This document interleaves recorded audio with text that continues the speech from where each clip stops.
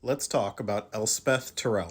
So I'm working my way through my list of requests, and Elspeth is up next. So Elspeth has sort of a complicated history. She's one of the first 10 of the post-mending planeswalkers that were introduced, although she has had a little bit of a conflicting origin over time because when she was created, they hadn't finalized the gap between the mending and when the current story started yet, and so very early comments about her don't quite sync up with what we know now. Namely, things like she might have been a pre-mending planeswalker, which we now know is not the case. So I'm going to tackle this in her current chronological order, not the order that her stories were published.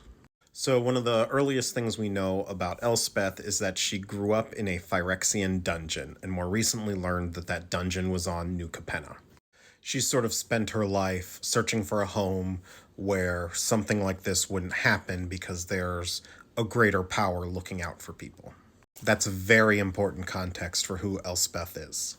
Her planeswalker spark ignites very young as a preteen, and she ends up on Theros, where there is a duel between Heliod and Perforos. Perforos had created the sword Godsend in order to cut and defeat Heliod. It can actually cut the fabric of Nyx, which is the enchantment that makes like the divine constellation stuff on Theros. She very briefly meets a young boy named Daxos, which we'll get to again in a minute, and planeswalks away with Godsend. It becomes her sword. And the double glowing orb motif becomes a major part of her costuming as time goes on. When we all met Elspeth for the first time, it was after she had spent a long time on Bant, the Shard of Alara, during Shards of Alara. She found this place as a teenager, and its idyllic nature without red and black mana really appealed to her. It's here that she meets Johnny Goldmane for the first time. He is recovering from his second ever planeswalk, and she nurses him back to health, and he goes back on his journey during Shards of Alara. When Alara is reunited and Grixis invades Bant, she helps Rafika of the Many kill the demon dragon Malfagor by using her enchantment magic on him to make him, like, fly. Basically to use her +1 on him, or second +1. But after all this, she's revealed herself as a mage. She didn't want to draw any undue attention to herself. And also Bant is kind of tainted now because it's got this undead horde next door. Brings up too many bad memories. She bounces. When we meet her again, she's in a fighting pit on Dominaria, and Johnny catches up with her and returns her armor to her and tries to help remind her who she is. In those fighting pits, she meets Koth, who's looking for anyone who could help him with the problem back home of Phyrexia on Mirrodin. During the Scars of Mirrodin story, she, Venser, and Koth learn the Phyrexian infection on Mirrodin is way, way, way worse than they thought, so they go on a mission to rescue Karn, who's been trapped in the center of Phyrexia and corrupted. Along the way, all three of them get inoculated by Melira against the Phyrexian contamination, Phyrexian oil. They free Karn, and she remains as part of the Mirren Resistance for a long time, until a mission to try and assassinate Elesh Norn before she sort of ascends as the leader of this new Phyrexia. The mission fails, and Koth forces her to planeswalk away. That's where we meet her on Theros, where she thinks she's found a world that might just have those higher powers that she has always wanted in her life. Except it turns out these Greek god analogs aren't as benevolent as she thinks. Heliod transforms her sword into a spear and commands her to take it to Meletis, to his temple there. When she reaches there, she has to fight the Hydra Palukranos, which has been released as part of a plot by Xenagos. She defeats the Hydra and is welcomed as a hero on Meletis, where she meets Daxos, and the two quickly become very, very close and become lovers. When Akros looks like it's about to be invaded by an army of Minotaur, Daxos and Elspeth go to help.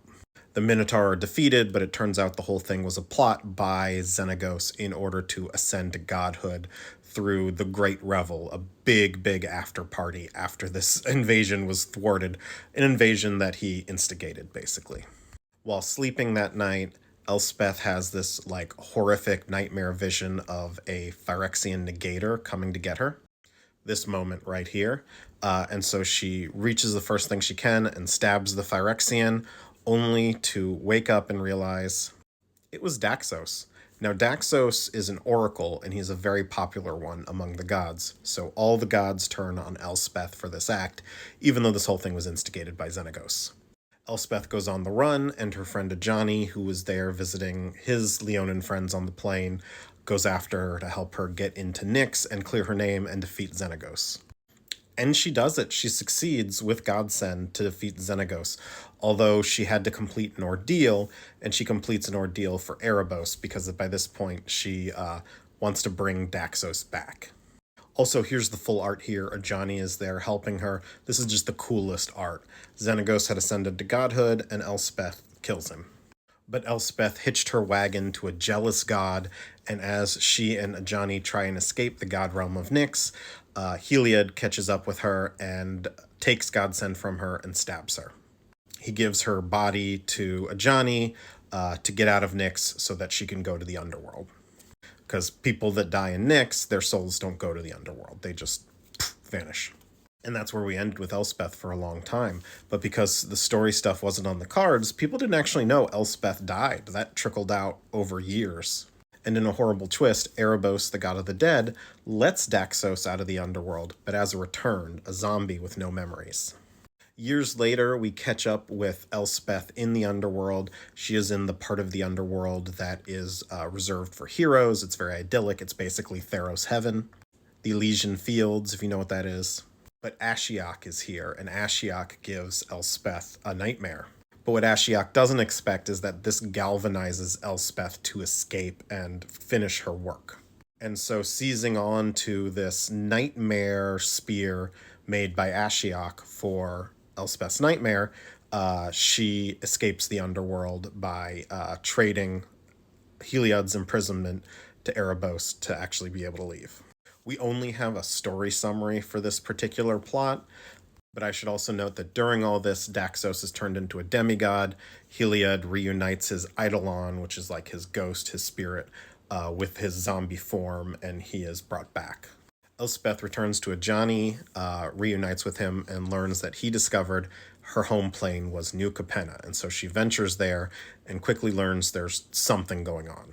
She's gifted the Halo Blade Luxior, and yes, this woman cannot hold on to a sword to save her life. And rescues Giada from Obnixilis and imprisonment by the various families who want to use her for an infinite supply, which is this magical, empowering substance that was created by the angels of the plane. At the end of the story, Giada herself ascends as an angel. Vivian Reed is also here, and they both learn that there is a faction of Phyrexians working against Elish Norn. And so they go to Dominaria and join Teferi and their crew during the Brothers' War story, where Elspeth helps hold off the forces of Phyrexia when they discover their hidden tower, while Teferi is trying to do his time machine shtick during all that.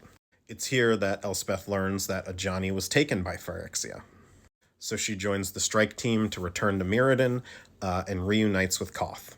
Together with the strike team, they venture down into the core, where she has a face-off with Ajani, but manages to leave him alive, just unconscious. Elspeth gets the Silex away from Jace, who wants to ignite it, potentially blowing up many planes in the process, in order to stem the Phyrexian invasion before it starts.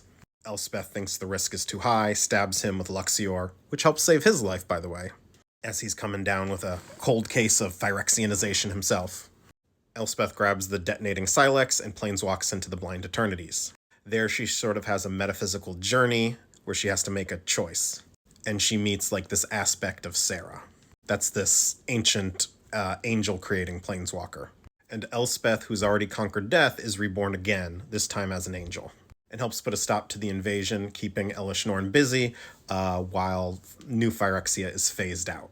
And now Elspeth has to navigate not really being mortal anymore, not really having the same feelings about things anymore, but she has finally become the protector that she always wanted.